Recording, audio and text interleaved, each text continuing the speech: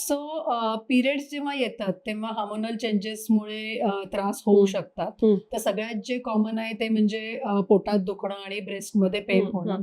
तर पोटात दुखणं हे युजुअली जे प्रोस्टाग्लॅन्डिन रिलीज होतात त्याच्यामुळे पोटात दुखतं. त्याला आपण बरोबर. डिस्मेनोरिया असं म्हणतो. ओके. सो मोस्टली मुलींना यापैकी काहीतरी त्रास होतोच, म्हणजे ओके. पोटात दुखणं किंवा ब्रेस्ट पेन, आणि ते वेगवेगळ्या सिव्हिअरिटीज असू शकतं, माइल्ड, मॉडरेट, सिव्हिअर असं.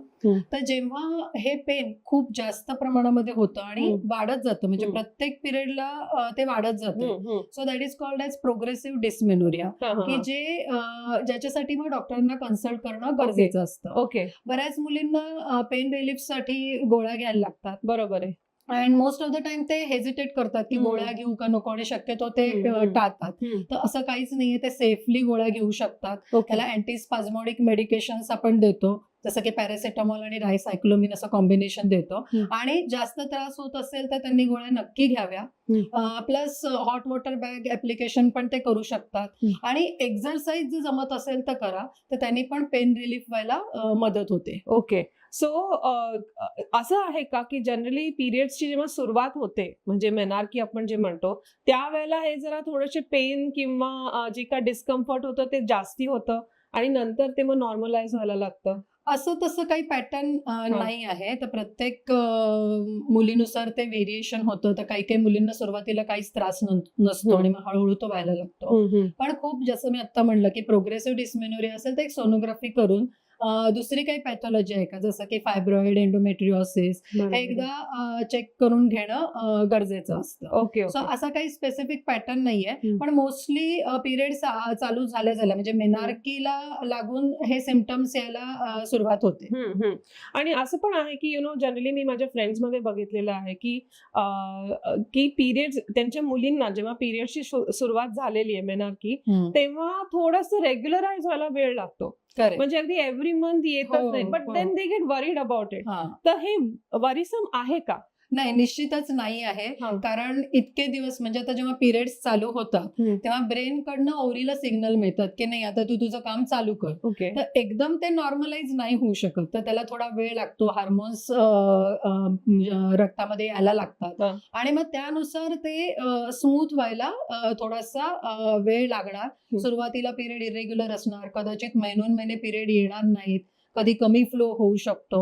सो याच्यामध्ये काहीच काळजीचं कारण नाहीये. तर पेशन्स ठेवायचा आणि लाईफस्टाईल फॉलो करायची. फक्त जेव्हा जास्त प्रमाणात ब्लिडिंग होतं, ज्याला आपण प्युबर्टी मेनोरेजिया असं म्हणतो, त्यावेळेला मात्र आपल्याला ट्रीटमेंट करावी लागते. कारण कुठल्याही प्रकारचा जास्त प्रमाणात रक्तस्राव हा पेशंटसाठी धोकादायक असू शकतो. करेक्ट. सो मग तेव्हा डॉक्टर इंटरव्हेन्शन इम्पॉर्टंट आहे. येस, मग आपण तेव्हा हार्मोन्स देऊन ते हार्मोनल इम्बॅलन्स रेग्युलराइज करायचा प्रयत्न करतो.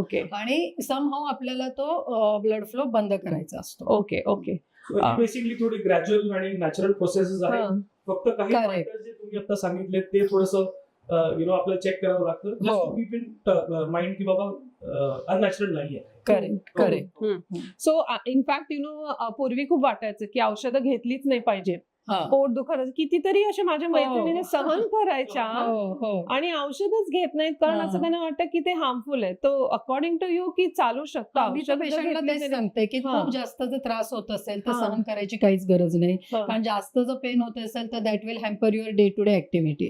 त्यामुळे प्रत्येक वेळेला शाळा बुडवणे, कॉलेज बुडवणे, ऑफिस बुडवणे हे काही सोल्युशन नाही आहे. आणि ट्रीटमेंट जर अवेलेबल आहे तर ती घ्यावी. आणि बऱ्याचशा मुलींना पेन किलर घेतल्याने रिलीफ मिळतो आणि नक्की ते पेन कमी होतं. सो आणि असं नाही की खूप सारे मेडिसिन्स लागतात.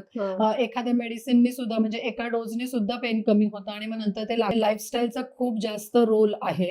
आणि माझ्या सासू सासऱ्यांनीच मला लाईफस्टाईल बद्दल गायडन्स दिलेला आहे. तर त्याचे 4 मुद्दे आहेत: आहार, विहार, विचार आणि आचार. आणि त्याच्यामध्ये आपण एक अजून आता या नवीन लाईफस्टाईल नुसार एक मुद्दा ऍड करूया, तो म्हणजे स्लीप पॅटर्न. तर या सगळ्या गोष्टींचा नक्कीच पिरियड वरती परिणाम होतो. तर त्यांनी पिरियडच्या दरम्यान चांगला आहार घ्यावा आणि एक्सरसाइज अवॉइडच करायची असं काही नाही आहे. एक्सरसाइजने इनफॅक्ट पेन कमी होतं आणि त्यामुळे जर जमत असेल, म्हणजे जेव्हा जास्त फ्लो नाहीये, कारण जास्त फ्लो असेल तर विकनेस येतो, त्यावेळेला मग ते एक्सरसाइज नाही करू शकत. पण जर फ्लो व्यवस्थित असेल आणि if she is comfortable to do the exercise hmm. She should go head with exercise. Okay so that is म्हणजे इट्स इम्पॉर्टंट की एक्सरसाइज आणि लाईफस्टाईल कडे लक्ष दिल्यावर द्यायलाच हे पाहिजे. हो. हे प्रॉब्लेम्स किंवा त्रास कमी होऊ कमी शकतात. होऊ शकतात. कारण Correct. बऱ्याच वेळा ते गैरसमज असतात की आता पाळी हा, आली आहे तर हा. नको विश्रांती घ्या, एक्सरसाइज नको करायला, उड्या नको मारायला, हम्म. पण असं काही नाहीये.